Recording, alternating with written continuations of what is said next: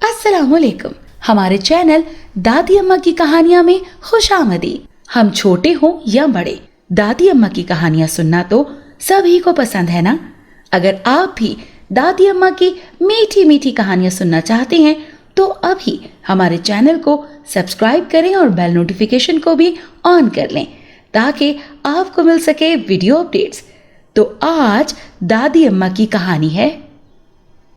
चमकती हुई धूप ने दरख्तों से लदी हुई मरी की पहाड़ियों को और भी खूबसूरत बना दिया था।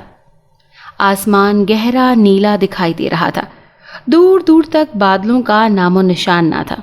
सुहेल ने आसमान पर चारों तरफ नजर डाली, फिर शेरदिल की तरफ देखा और मोहब्बत से उसके गले में बाहें डाल दी।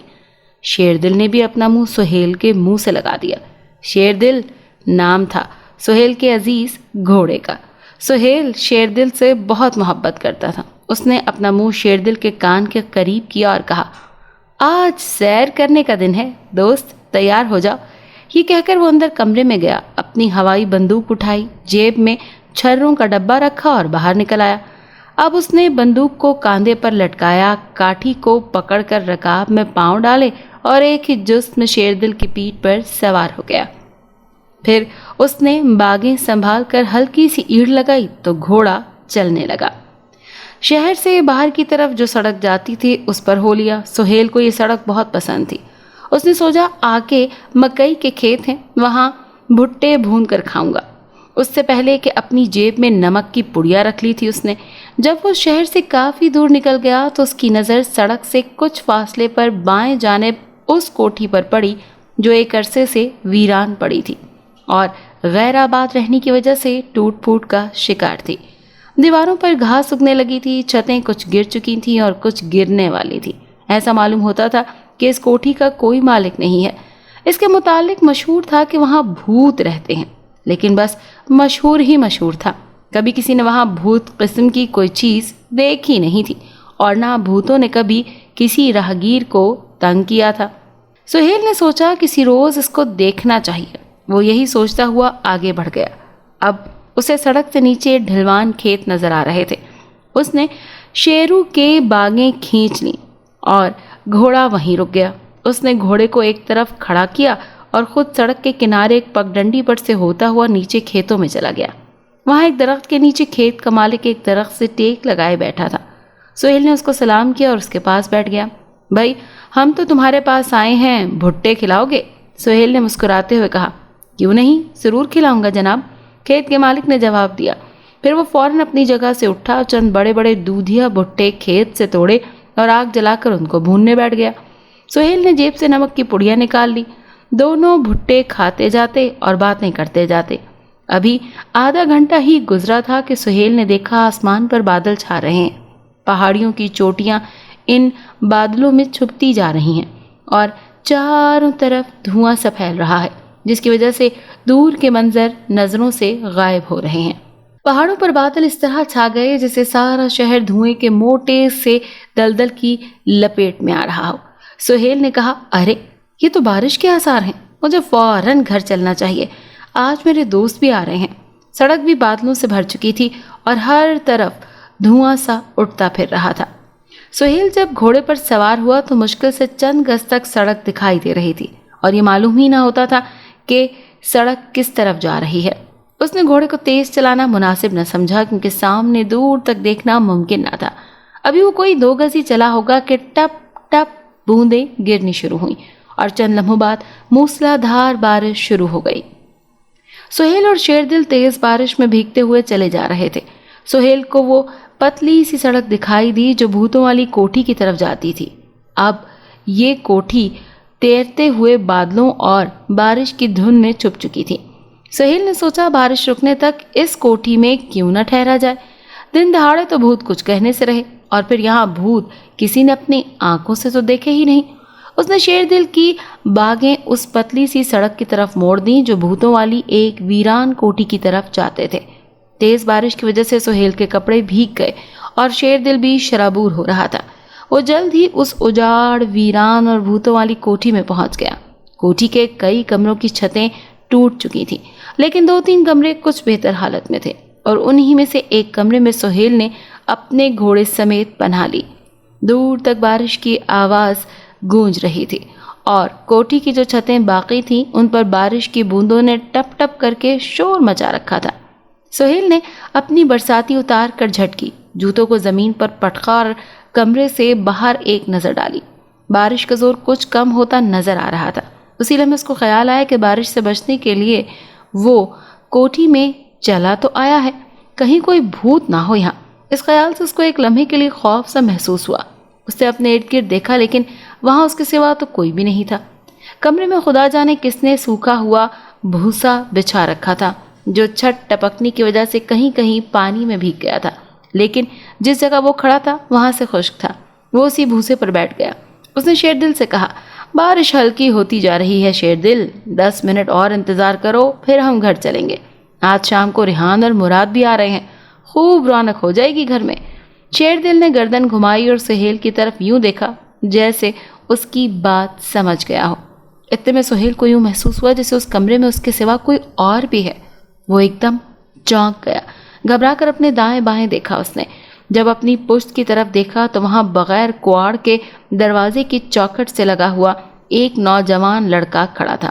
وہ بہت خوبصورت اور صحت مند تھا۔ اس نے سوٹ کے اوپر اوور کوٹ پہن رکھا تھا اور کاندھے پر ایک بڑا سا تھیلا ڈالا ہوا تھا۔ سہیل کی اس پر نظر پڑی تو اس کا دل دھک سے رہ گیا۔ وہ سوچنے لگا کہیں یہ بھوت تو نہیں؟ اس ویرانے میں اس وقت کسی آدمی کا کیا کام؟ وہ خاموش کھڑا اس کی طرف دیکھ رہا تھا کہ نوجوان مسکرایا اور اس نے کہا، مجھے دیکھ کر حیرت تو ہوئی ہوگی تمہیں، میں آج ہی یہاں آیا ہوں، کوئی 1.5 گھنٹہ ہوا ہوگا۔ اس طرف سے گزر رہا تھا کہ بارش آ گئی۔ اس کی بات سن کر سہیل کی جان میں جان آئی۔ اس نے کہا، اوہ میں سمجھا تم کوئی بھوت ہو۔ نوجوان نے قہقہ لگایا اور بولا، اس کا مطلب ہے تم مجھے دیکھ کر ڈر گئے تھے، ٹھیک ہے نا؟ سہیل نے جواب دیا، یہ ویران جگہ ہے نا، یہاں ایک عرصے سے کوئی نہیں رہتا، سب یہی کہتے ہیں کہ یہاں بھوت رہتے ہیں۔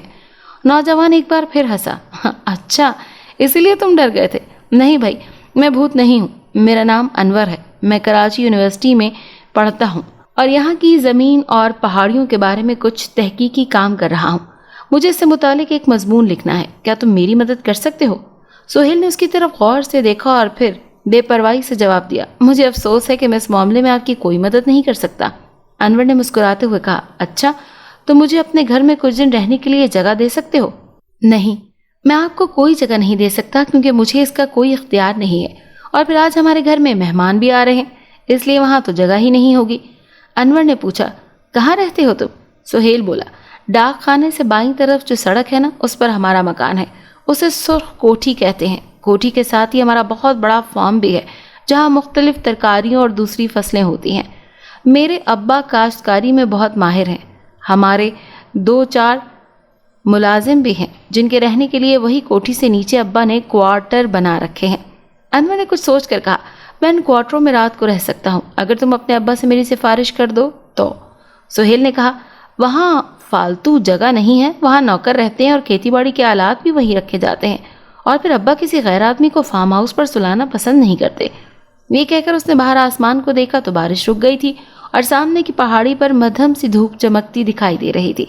انور نے بھی یہ منظر دیکھا اور بولا، کمال ہے، ابھی بارش ہو رہی تھی اور دیکھتے ہی دیکھتے دھوپ نکل آئی۔ سہیل نے کہا، معلوم ہوتا ہے آپ پہلی دفعہ پہاڑوں پر آئے ہیں۔ ہاں، میرا یہ پہلا موقع ہے۔ سہیل بولا، جبھی تو، ورنہ یہاں کے لوگوں کے لیے یہ تو کوئی حیران کن والی بات نہیں ہے۔ میرا خیال ہے مجھے اب چلنا چاہیے، مہمانوں کو لینے بس اسٹینڈ بھی جانا ہے۔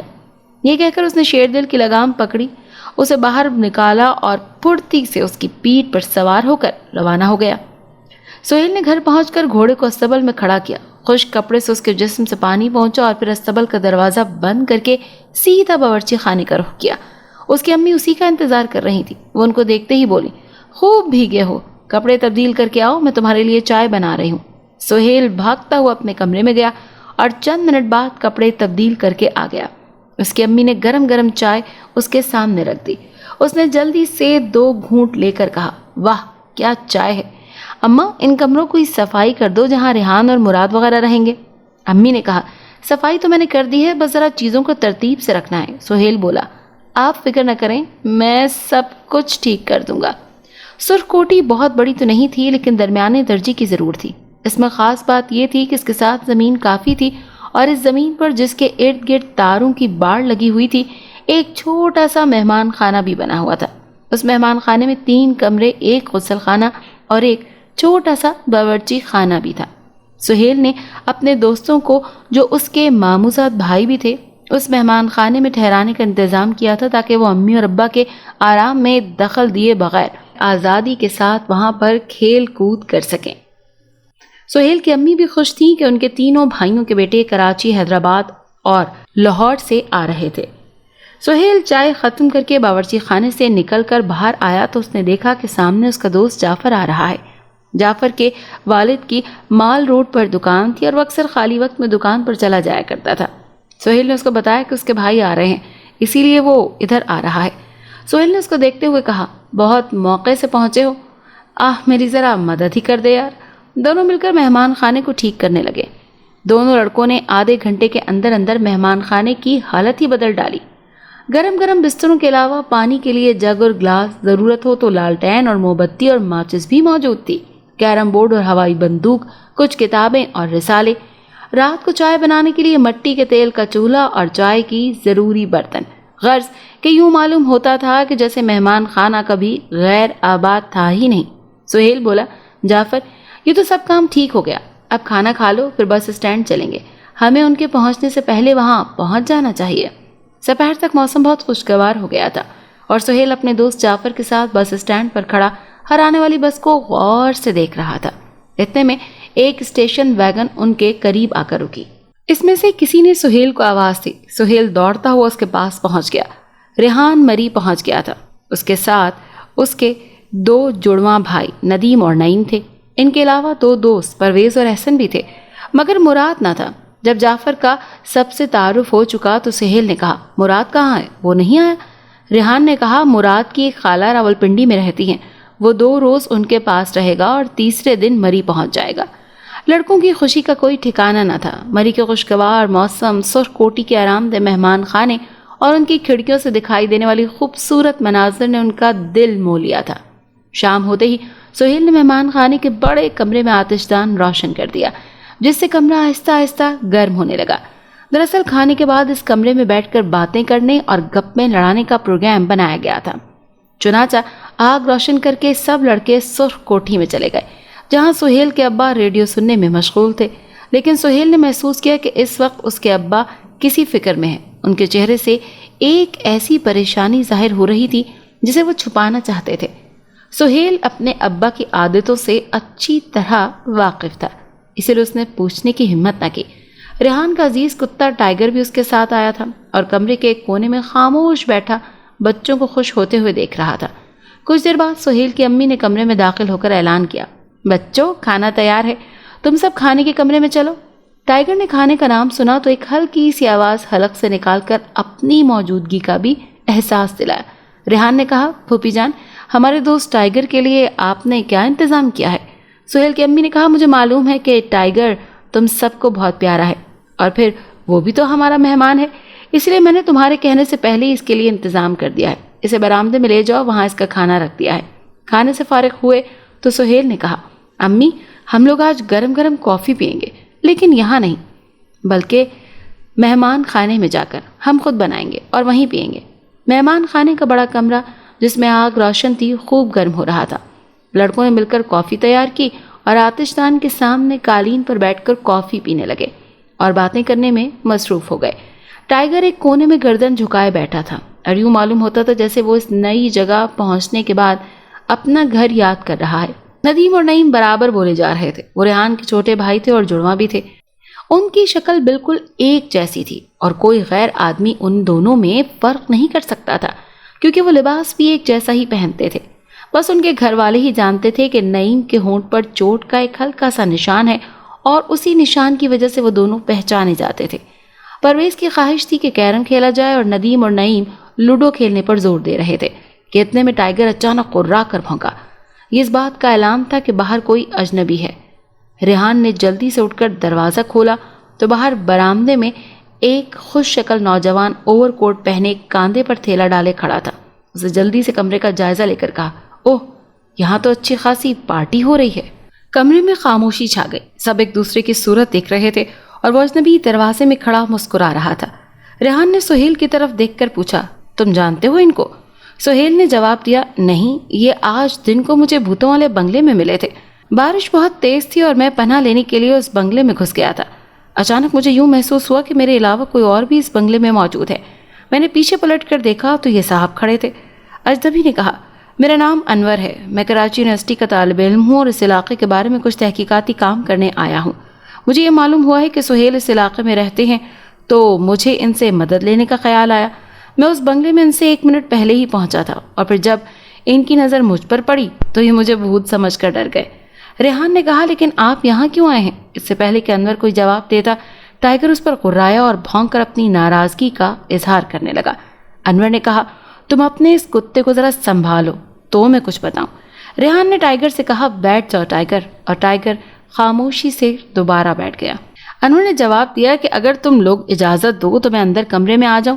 सब ने सुहेल की तरफ देखा तो उसने कहा, आ जाइए, लेकिन जो कुछ कहना है जल्दी कह दीजिए। अनवर कमरे के अंदर आ गया और कोने में रखी हुई एक कुर्सी पर बैठकर बोला, मैं आज की रात तुम लोगों के साथ गुजारना चाहता हूँ। अभी मेरे यहाँ रहने का कोई इंतजाम नहीं हुआ, इसलिए मुझे यहाँ रहने की इजाज़त दे दी जाए। मैं समझता हूँ तुम बहुत अच्छे लड़के हो, इसीलिए मुझे रात बसर करने के लिए ज़रूर कोई ना कोई जगह मिल जाएगी। दूसरे लड़के ने खामोशी इख्तियार की। सुहेल ने जवाब दिया, हम आपको कॉफ़ी पिला सकते हैं, लेकिन यहाँ रुकने की इजाज़त नहीं दे सकते, क्योंकि मेरे अब्बा यहाँ किसी गैर आदमी की मौजूदगी बिल्कुल पसंद नहीं करते।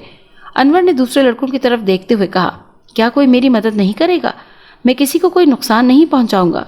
अगर तुम यहाँ रहने का किराया लेना चाहो तो मैं खुशी से दे सकता हूँ। ये कहकर उसने अपनी सब लड़कों पर एक नज़र डाली और फिर अचानक बोला, अरे तुम, क्या नाम है भाई तुम्हारा? उसने जाफ़र से मुखातिब होकर कहा, मैंने आज ही तुम्हें किसी जगह देखा था। तुम्हारे सुनहरी बाल देखकर मुझे याद आ गया।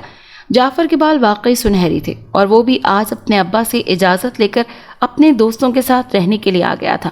उसने जवाब दिया, मेरे वालिद की माल रोड पर दुकान है। सुबह दुकान पर ही था जब आप वहाँ आए थे। अनवर ने कहा, ठीक है, मुझे याद आ गया, लेकिन मेरे दोस्तों, क्या तुम इस पार्टी को ख़त्म करके मेरे सोने के लिए जगह बना सकते हो? मैं बहुत थका हुआ हूँ। बताओ, क्या आज की रात मैं यहाँ सो सकता हूँ? जाफ़र ने सुहेल की तरफ देखा और बोला, ये जब से आए हैं बराबर हमसे सवाल किए जा रहे हैं। मेरा ख्याल है अब हमें भी इनसे कुछ सवाल करने चाहिए। जाफ़र की बात सुनकर सबने कहका लगाया, लेकिन नदीम और नईम खामोश बैठे रहे। उनकी खामोशी इतनी नुमाया थी कि अनवर ने पहली बार उनकी तरफ नज़र उठाकर देखा और हैरत ज़दा होकर बोला, अरे ये क्या, दोनों बिल्कुल एक जैसे हैं, ज़रा बराबर भी फ़र्क नहीं, लिबास भी एक जैसा है। क्या ये दोनों जुड़वा भाई हैं? रेहान ने कहा, हाँ, ये दोनों मेरे छोटे भाई हैं। जाफ़र ने पूछा, मगर ये कोठी तो सड़क से खासी नीचे की तरफ है, आप यहाँ पहुँचे किस तरह? अनवर ने कहा, सुबह सुहेल से मुलाकात हुई तो उन्होंने इस कोठी का जिक्र किया था। जब मुझे मरी में ठहरने के लिए कोई जगह ना मिली तो सीधा इधर आ गया।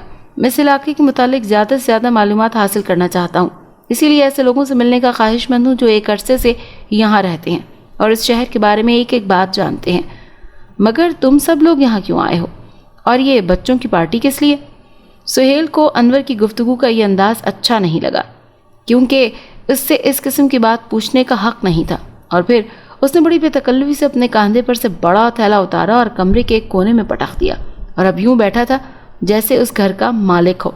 उसने ज़रा गुस्से से कहा, ये बच्चों की पार्टी नहीं है, हम सब भाई और दोस्त हैं, यहाँ सैर करने आए हैं, और अगर ये पार्टी हो भी रही है तो जनाब इस पर एतराज़ करने का आपको कोई हक़ नहीं। गालिबन आप मेरा मतलब गलत ले गए हैं। परवेज़ बोला, ये तुम्हारा मतलब अच्छी तरह समझते हैं और अगर नहीं समझते तो मैं उनको दोबारा समझा देता हूँ। अनवर साहब, अगर ये कोई पार्टी हो रही है तो ये एक प्राइवेट और घरेलू किस्म की पार्टी है, कोई ऐसी पार्टी नहीं है जिसमें हर कोई टिकट लेकर शामिल हो सकता हो। अगर आप इस इलाके के बारे में यहाँ के रहने वाले लोगों से मालूमात हासिल करके कोई मजमून लिखना चाहते हैं तो बुज़ुर्गों को तलाश कीजिए और उनके पास जाइए, लेकिन यहाँ से फ़ौरन तशरीफ़ ले जाइए, ख्वाह आप सुहेल या जाफ़र के जानने वाले ही क्यों ना हो। सुहेल और परवेज़ की बातों से टाइगर को भी मालूम हो गया कि वो अनवर को पसंद नहीं करते। उसने ज़ोर ज़ोर से भौंकना शुरू कर दिया। अनवर ने जब हालात को अपने मवाक़िफ़ ना पाया तो जल्दी से बोला, आप लोग ज़रा इस कुत्ते को खामोश कराइए ताकि आपको अपना असल मकसद समझा सकूं। मुझे तो इन भूतों वाले बंगले में सुहेल से मिलकर बहुत खुशी हुई थी, और जब आपने मुझे काफ़ी पिलाई तो मुझे आपकी मेहमान नवाजी पर एतमाद हो गया। سہیل کی وجہ سے مجھے یقین تھا کہ یہاں رات گزارنے کے لیے ضرور جگہ مل جائے گی، کیونکہ ایک رات کی کوئی بھی مہمان نوازی بری نہیں لگتی کسی کو۔ انور نے بات ختم کی تو کمرے میں ایک گرجدار آواز سنائی دی، لیکن میں غیر آدمیوں کو رات کے وقت اپنے گھر میں رکھنا پسند نہیں کرتا۔ سہیل، کتا بھی برابر بھونک رہا تھا، اور تم سب لوگ بھی شور مچائے جا رہے ہو۔ کیا کوئی بتا سکتا ہے کہ کون حضرت ہیں؟ یہ سہیل کے ابا کی آواز تھی، جو کمرے کے دروازے میں کھڑے غصے سے انور کو دیکھ رہے تھے۔ سہیل نے کہا، معاف کیجیے گا، ہمیں شور کا احساس نہیں ہوا، ہمارا خیال تھا کہ یہاں سے آپ کے کمرے تک آواز نہیں جاتی ہوگی۔ سہیل کے ابا نے دوبارہ پوچھا، لیکن یہ کون ہے؟ تم نے بتایا نہیں مجھے۔ سہیل کو آواز دینا ہی پڑی۔ اس نے کہا، ان کا نام انور ہے، آج صبح ان سے ملاقات ہوئی تھی، یہ کراچی یونیورسٹی کے طالب علم ہیں اور یہاں رات گزارنا چاہتے ہیں۔ انور نے فوراً سہیل کے ابا کو سلام کیا اور بولا، مجھے امید ہے کہ آپ آج رات مجھے یہاں رہنے کی اجازت دے دیں گے، لیکن اگر آپ کو زحمت ہو تو میں… سہیل کے ابا نے اس کی بات کاٹ دی اور بے رخی سے جواب دیا، مجھے افسوس ہے کہ ہم اپنا گھر نہ کرائے پر دیتے ہیں اور نہ اجنبی لوگوں کو یہاں رہنے کی اجازت دیتے ہیں۔ آپ اوپر جا کر کسی ہوٹل میں جگہ تلاش کیجیے۔ اچھا لڑکو، اب میرے کمرے تک شور کی آواز نہیں آنی چاہیے، مجھے پہلے ہی آج یہاں بہت کوفت اور پریشانی اٹھانی پڑی ہے، اس لیے میں اب آرام کرنا چاہتا ہوں، اور ہاں، آپ جا سکتے ہیں، خدا حافظ۔ یہ کہہ کر سہیل کے ابا چلے گئے اور کمرے میں چند لمحوں کے لیے سناٹا چھا گیا۔ سب لوگ خاموشی سے ایک دوسرے کو دیکھ رہے تھے۔ ٹائیگر بھی کونے میں کھڑا ایک ایک کر کے سب کے چہروں کو دیکھ رہا تھا۔ آخر انور نے اس خاموشی کو توڑا اور جعفر سے مخاطب ہو کر بولا، مجھے غلط فہمی ہوئی ہے، ان لوگوں میں سے کسی کے دل میں رحم نہیں۔ کیا تم مجھے کوئی ایسی جگہ بتا سکتے ہو جہاں میں رات بسر کر سکوں؟ کل میں ضرور کوئی جگہ تلاش کر لوں گا۔ انور کے اس سوال پر جعفر کچھ حیران ہوا۔ وہ اب تک اس بات پر غور کر رہا تھا کہ انور کون ہے اور وہ یہاں رات کیوں گزارنا چاہتا ہے۔ آخر اس نے کہا، نہیں، میں ایسی کوئی جگہ نہیں جانتا، ویسے بھی آپ ہم سب کے لیے ایک پراسرار آدمی ہیں اور ہم میں سے کسی کو بھی آپ کو بتائی ہوئی باتوں پر یقین نہیں آ رہا۔ انور نے چہرے پر مسکراہٹ پیدا کی۔ اچھا، آپ لوگ مجھے اب تک شک کی نظروں سے دیکھ رہے ہیں، یہی وجہ ہے کہ آپ مجھے رات کے اندھیرے اور سردی میں بے پناہ اذیت دینے کے لیے تیار ہیں۔ خیر، میں ایک رات سڑک پر ہی گزار لوں گا، لیکن جب صبح آپ کو یہ خبر ملے گی کہ ایک پردیسی سڑک پر سردی سے ٹھٹر ٹھٹر کر مر گیا تو غالباً آپ کا دل اس وقت آپ کو برا بھلا ضرور کہے گا۔ انور نے یہ بات کچھ اس طرح کہی کہ سب کا دل بسیج گیا، لیکن وہ خاموش رہے۔ انور کرسی سے اٹھ کھڑا ہوا اور اپنا تھیلا اٹھا کر کاندھے پر ڈال لیا۔ ریحان نے سہیل کی طرف دیکھا اور بولا، کیا ہم ان کی کچھ مدد کر سکتے ہیں؟ ریحان کی آواز سے ظاہر ہوتا تھا کہ وہ واقعی انور کی مدد کرنا چاہتا ہے، مگر صاف طور پر کچھ کہہ نہیں سکتا۔ سہیل بھی دل میں یہی چاہتا تھا۔ اس نے کہا، لیکن ابا کا ڈر ہے، اگر ان کو معلوم ہو گیا تو وہ بہت ناراض ہوں گے۔ ریحان نے کہا، ان کو معلوم نہیں ہوگا۔ کیوں بھائی؟ یہ کہہ کر اس نے سوالیہ نظروں سے دیکھا۔ اب یوں معلوم ہوتا ہے کہ سب کے دلوں میں رحم اور ہمدردی کا جذبہ پیدا ہو گیا تھا۔ انور نے سہیل سے کہا، میں صبح ہوتے ہی یہاں سے چلا جاؤں گا، امید ہے کہ آپ کے ابو کو خبر نہیں ہوگی۔ اس کے بعد انہوں نے اسے رات وہاں سونے کی جگہ دے دی، کیونکہ مہمان نوازی ہمارا خاصہ ہے۔ لیکن جب صبح اس کے ابو اٹھے تو انہیں معلوم ہو گیا کہ انہوں نے اس انور لڑکے کو رات یہیں پہ روک لیا تھا۔ لیکن بچوں نے بہت آرام سے اپنے ابو کے سامنے یہ بیان کیا کہ ایک مسافر جو کہ اس جگہ سے انجان ہے اور یہاں کسی ہوٹل اور کسی جگہ کو نہیں جانتا، کیا رات کو ہم اسے یوں ہی سردی میں بھٹکنے کے لیے چھوڑ دیتے؟ اس کے بعد ان کے والد کو بھی اس بات کا احساس ہوا کہ کل رات وہ غلطی کر گئے تھے۔ کبھی کبھی چھوٹے بچے بھی اپنے بڑوں کو کچھ سکھا دیتے ہیں۔ ان کے ابو اپنے بچوں کی اس اچھی عادت سے بہت خوش ہوئے، کیونکہ مہمان نوازی ایک اچھی عادت ہے، اور مہمان بھی ایسا جو کہ آپ کے شہر یا محلے یا آپ کے علاقے سے ناواقف ہو۔ اللہ بھی ایسے لوگوں سے خوش ہوتا ہے جو دوسروں کی مدد کرتے ہیں۔ اگر آپ کو آج کی کہانی پسند آئی ہو تو ہماری ویڈیو کو ضرور لائک کریں اور چینل کو سبسکرائب کرنا مت بھولیے گا۔ ملتے ہیں کل ایک نئی کہانی کے ساتھ۔ اللہ حافظ۔